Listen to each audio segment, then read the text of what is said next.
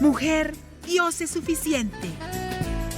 Hechos de impacto relatados por personas que testifican del poder que Jesucristo tiene para sanar, liberar y cambiar vidas.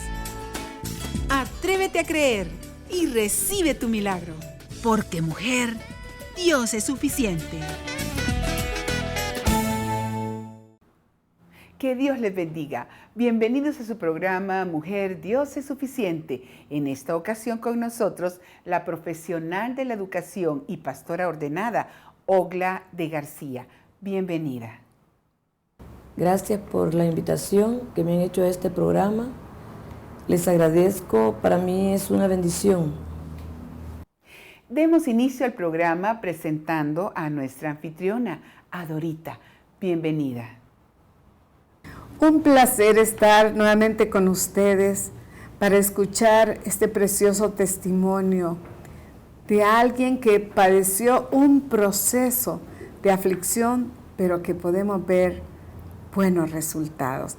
Y vamos a preguntarle a la profesora Ogla de García, ¿cómo fue que usted, habiendo nacido en un hogar cristiano, recibió la instrucción de la fe? Sí, a través de mi padre. Él era pastor y él nos llevaba siempre con él a la iglesia. Para mí fueron años de mucha emoción y especiales, donde mi fe fue creciendo a tal grado que yo tenía 7 años cuando pedí ser maestra en escuela dominical y la maestra dijo, tienes que crecer de estatura y de conocimiento. A mis 18 años, Dios tomó mi vida y en ese momento me hizo un llamado muy especial. Qué lindo. ¿Quiere decir que antes de los 18 años ya había recibido a Cristo? Sí. ¿Cómo fue ese momento cuando usted recibió a Cristo? Yo veía que muchas personas llegaban a la iglesia, cantaban, oraban, les daban clases para bautismo y un día yo le dije a mi padre que yo quería aceptar a Jesús y que me quería bautizar también y que quería seguir el camino de Dios. Y Dios me lo concedió y mi padre pues muy contento porque mi hermano y yo recibimos a Jesús. Qué alegría. Bueno, eso debe haber sido seguramente un gran gozo. Aún dice la Escritura que en los cielos hay gozo cuando un pecador se arrepiente. Y eso no implica que por ser niños o jóvenes no podamos tener pecados, ¿verdad? Pero Dios en su gran misericordia, Él nos da esa oportunidad de que experimentemos ese encuentro con Él. Y cuando usted recibió, después de tener ese encuentro con Jesucristo y la vocación que desde niña tenía para hacer ese trabajo de docente, ¿cómo fue que experimentó también un llamado al servicio en la docencia? En 1984 yo asistí al Instituto Bíblico anexo al Templo Cristiano, que estaba ubicado a donde hoy es la Universidad La UCAD. Ahí comencé mis estudios, luego vino una propuesta para trabajar en los liceos cristianos, en el cual yo soy exalumna de los liceos cristianos. Ahí fue también proyectada mi fe y yo veía a mis maestros compartir y yo sentí el deseo de hacerlo. En ese año me ubicaron en el Liceo Cristiano Central, laboré 13 años ahí, llegué como maestra de educación cristiana, luego estuve como coordinadora en el área espiritual cuando los hermanos Sofonías y Guadalupe Hernández salieron de esa institución y ahí me comencé a desarrollar como docente. Y podríamos retroceder un poquito porque me llama la atención de que usted no solamente ha hecho una labor docente en los liceos cristianos, sino que estudió. Es una exalumna del Liceo Cristiano. ¿Qué significó para usted estudiar en el Liceo Cristiano? Para mí fue de mucha bendición, ya que fui becada también por el Liceo Cristiano. Mi padre, como se congregaba en el centro evangelístico, él solicitó para mi hermano y para mí ayuda y nos la proporcionaron. Todas las noches teníamos que darle gracias a Dios por esa bendición y también por esa beca que nos habían proporcionado, y sobre todo despertó en mí esa clase de educación cristiana, ese devocional semanal que nos llevaban al templo. Cada día se hacía un devocional en el aula. Eso venía a abonar la fe en Dios. Bueno, quizá este programa llegue al fundador de los liceos cristianos, el reverendo Juan Bueno. Quisiera usted aprovechar esta oportunidad para agradecer.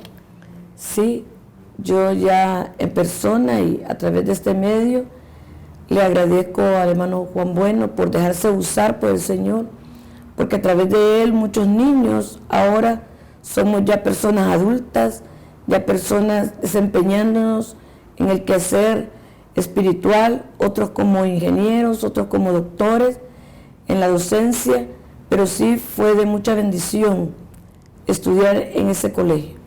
Bueno, aún tenemos personas que han llegado a ser parte en los diferentes gobiernos, como parte del gabinete en diferentes etapas, ¿verdad? Sí, sí. Y bueno, hay algo tan importante que usted me contó que había sufrido una pérdida, ya pasando a este asunto familiar, una gran pérdida en la época de los 80. ¿Qué sucedió? ¿Qué sucedió? ¿Cuál fue esa pérdida? Sí, con mi hermano crecimos con una madrastra, con mi padre, pero cuando ya tenía 20 años, en los 80, yo tenía 18, estaba por graduar de bachillerato. Mi hermano iba a trabajar a 2 cuadras de la Colonia América, ahí en San Jacinto. Lo mataron. Para mí fue duro. Cuando fuimos a enterrarle, yo sentí que como que ahí había terminado todo, como que ahí había terminado también mi vida. Yo no quería salir de ese cementerio, pero ahí es donde Dios comenzó a hablar a mi vida y a decirme que tenía yo un propósito por el cual vivir, de servirle a Él. Sí, en todas la historia de nuestra nación, y llegando hasta estos días, muchas familias sufren violencia, muchas familias sufren pérdida de los seres queridos. ¿Qué consejo le daría usted a personas que se identifican con usted en la teleaudiencia, que han sufrido la pérdida de un hermano tan querido como fue su hermano, un padre, un hijo, una sobrina, una nieta? ¿Qué le diría a ellos? Como humanos nos impactamos de perder a los seres queridos, pero cuando Dios llega a nuestra vida y nos dice, sigue adelante, no te detengas, yo estoy contigo. Y yo había perdido a mi madre, había perdido a mi padre, y ahora a mi hermano. Entonces yo sentía un espíritu de soledad, un espíritu de angustia. Yo solamente quería morir, pero en ese momento Dios me dijo, hay algo por qué vivir y me vas a servir. Qué bello eso. Y cuando usted recibió eso, ¿cuál fue su siguiente paso? Es ahí donde opté por ir a estudiar teología, poder llegar a ser maestra de muchos jóvenes, de muchas señoritas, y con mi testimonio, con lo que yo viví, poderles ayudar, a poderles aconsejar, que ellos salieran adelante. Y lo logré dentro de los liceos cristianos, 13 años, donde formábamos, hacíamos el llamado, aceptaban a Jesús, hacíamos vigilias, hacíamos evangelismo, íbamos a Guasapa, Nejapa, Quesaltepeque, los lugares en ese tiempo difíciles, íbamos a lograr almas. Y ahora ellos son pastores, son personas de bien, no de mal, son evangelistas, son misioneros, y como decía también hay doctores, licenciados en diferentes lugares, laborando y también con sus empresas. Significa que cuando usted impartía esas enseñanzas en los liceos cristianos, había estudiantes, había alumnos que se identificaban con ese dolor, gente que tal vez se sentía sola, aunque eran muy jóvenes o niños. También significa que los jóvenes y los niños pueden experimentar la soledad. Sí, ahí llegaban niños, ellos lloraban, cuando platicábamos con ellos, orábamos con ellos, yo nos revelaba el sentir y a ellos nos comenzaban a comentar cómo ellos eran abusados verbalmente, físicamente, emocionalmente, inclusive hasta sexualmente. Y nosotros les aconsejábamos, llevábamos a los padres y uníamos a la familia a través de Jesucristo. Trabajaban en equipo, pero con una misma fe, Sí. confiando en Jesucristo. Amén. ¿Y qué le diría a los maestros, tal vez hay profesoras en la teleaudiencia, y que hacen esa función tan preciosa, no solo de impartir conocimiento académico, Sí. sino el de enterarse de las necesidades emocionales, físicas y espirituales de los alumnos? Sí. ¿Qué le diría a usted? Que es bien importante llenarlos de conocimiento, prepararlos, porque para ellos los padres de familia los han llevado a ese centro educativo, pero también ministrarles el alma, porque en el alma están las emociones, y ahí viene en el alma el bien o el mal que esta persona ha recibido, y ahí es donde Dios toma el control de sus emociones y es donde ellos se rinden a Él. Ministrar el alma significa que vamos a escuchar los problemas de ellos, que afectan sus emociones, Sí. que afectan su pensamiento, pero que también con el buen consejo de la palabra de Dios Amén. pueden ellos solventar esa situación Sí. que les está aquejando, ¿verdad? Sí. Y también hay otra situación que vino inesperadamente a su vida y que interrumpió su labor docente. Sí. ¿Qué le pasó? Sí, el año pasado, el 2019, bueno, antes de ello, yo iba a orar por los enfermos de diferentes enfermedades terminales, entre ellas de cáncer, y yo veía cómo Dios daba sanidad a la mayor parte de ellos, y nunca pasó en mi mente que yo iba a tener esa enfermedad de cáncer. Yo fui a la playa en el mes de abril y me vi sombreada la cuarta parte de mi mama derecha con mi calzoneta, ¿verdad? Pero luego me volví a ver mi otra mama y no vi lo sombreado. Yo dije, no es requemado. Entonces me hice yo un examen y me pude tocar una chibolita del tamaño de una semilla de nance ya en mi mama, y eso me hizo acudir a los médicos. Fui a pasar consulta, me sacaron una ultra de mama y en efecto pues salió que tenía cáncer. A la siguiente semana me remitieron para el 1 de mayo y ahí me comenzaron a sacar exámenes de mama, ahí me hicieron biopsia. Después de la biopsia me dieron el resultado y el doctor me preguntó que si yo creía en Dios, y yo le contesté que sí, que yo creía en Dios y que yo era pastora, no podía dudar de eso. Entonces me dijo, ya no hay más que hablar, usted va remitida a oncología. En la biopsia ha salido un cáncer maligno, metástasis, ya tiene un grado 3 y el tamaño de 3 centímetros.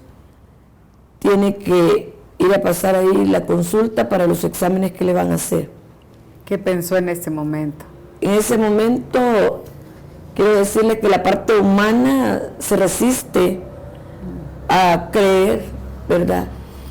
Y yo en ese momento solo lo pensé y yo dije, voy a ser obediente, Señor, pero de ti va a depender si tú me haces el milagro como se lo hiciste a X persona por la que oré, o me vas a permitir que los médicos pongan sus manos en mí y vas a usar sus manos en la operación, o simplemente tú tenés el tiempo para llevarme.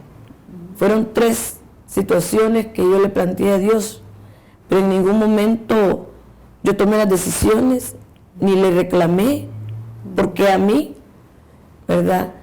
Pero sí, fui obediente, me presenté a oncología, pero para mí fue una sorpresa cuando yo llegué a oncología, porque yo había llegado a visitar y a orar por los enfermos, pero iba yo como paciente. Cuando yo entro a oncología, se me viene a memoria Ezequiel capítulo 37.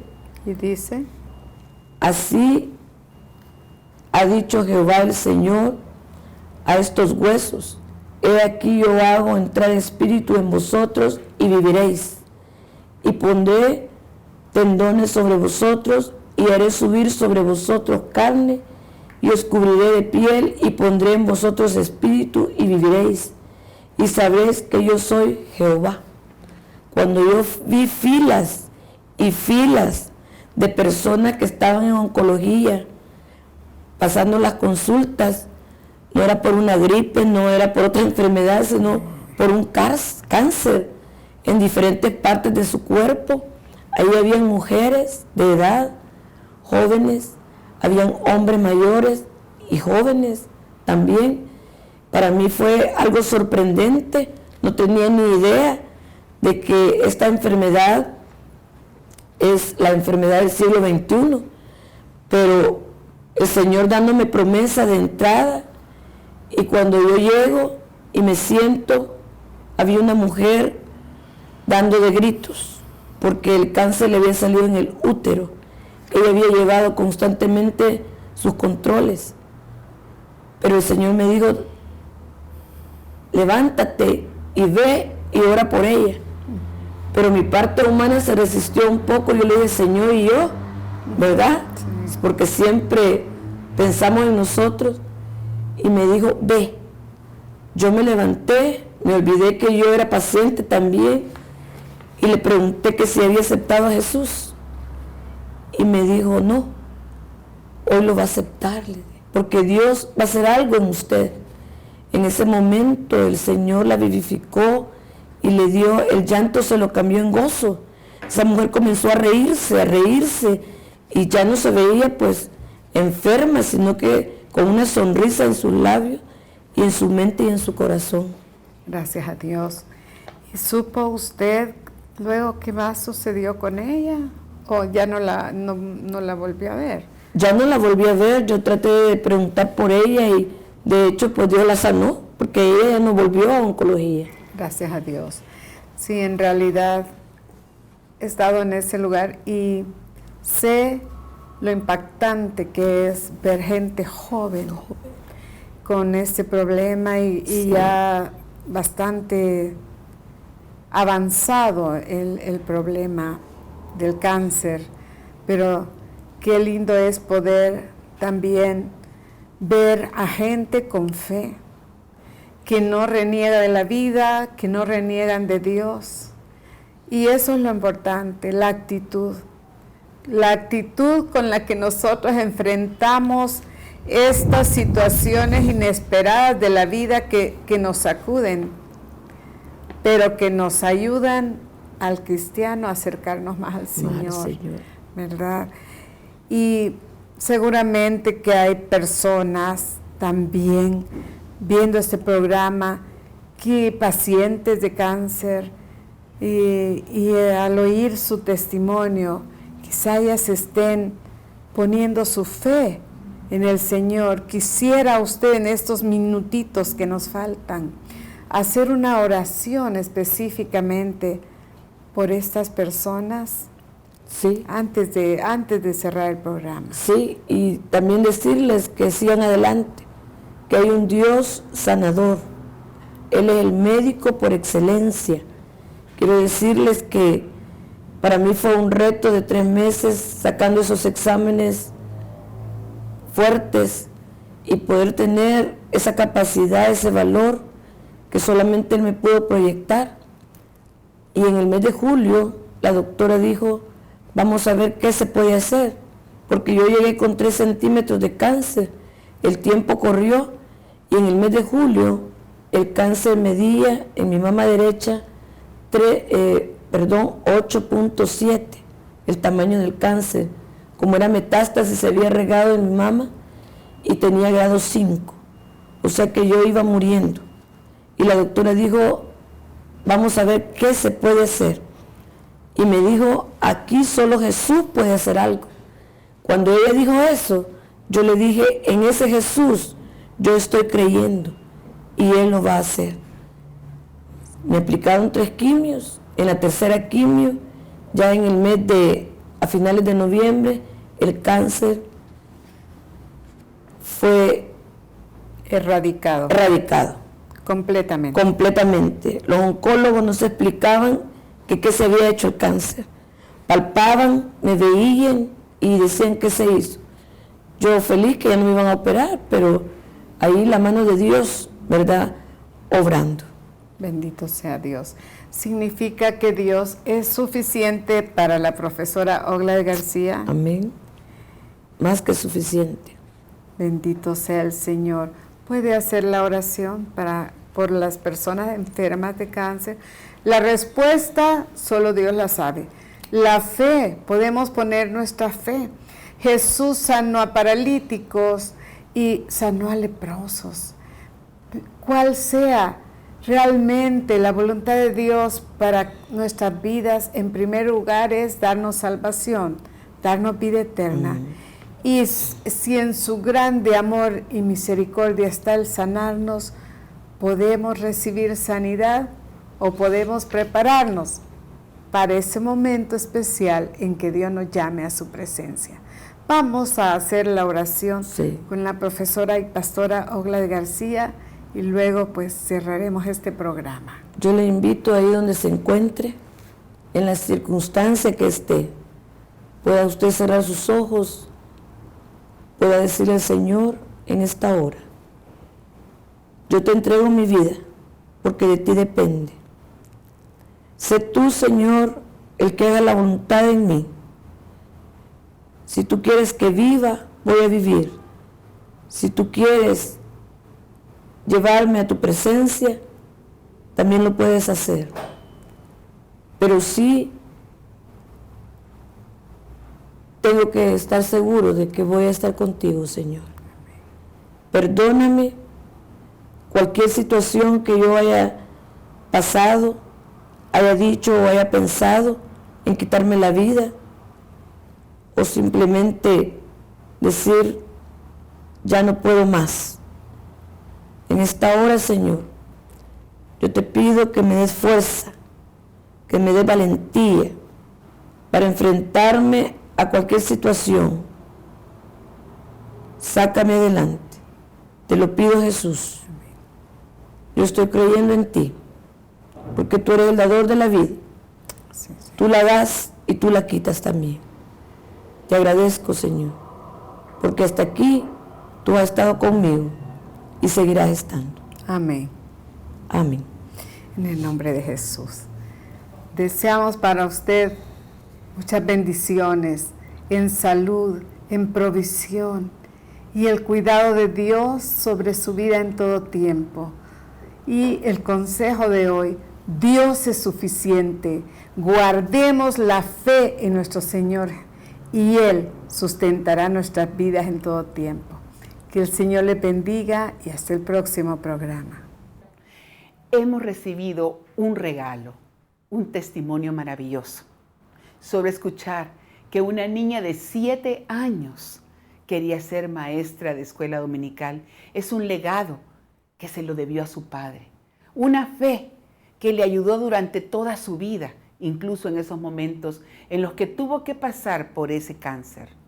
Dios se glorificó, como se puede glorificar en tu vida si tú lo haces, tu Señor y tu Salvador. Solo tienes que decirle: ven a mi vida, sé el Señor de mi vida. Recíbelo en tu corazón, aceptando que tú eres pecador y que Él llevó tus pecados en la cruz. Que Dios te bendiga y hasta el próximo programa. Mujer, Dios es suficiente. Al finalizar el programa, les dejamos con esta maravillosa promesa. Y vosotros estáis completos en Él, que es la cabeza de todo principado y potestad. Colosenses 2:10. Si necesitas ayuda, escríbenos a la siguiente dirección: info@iglesiajosué.org o comunícate al PBX 25 14 47 47.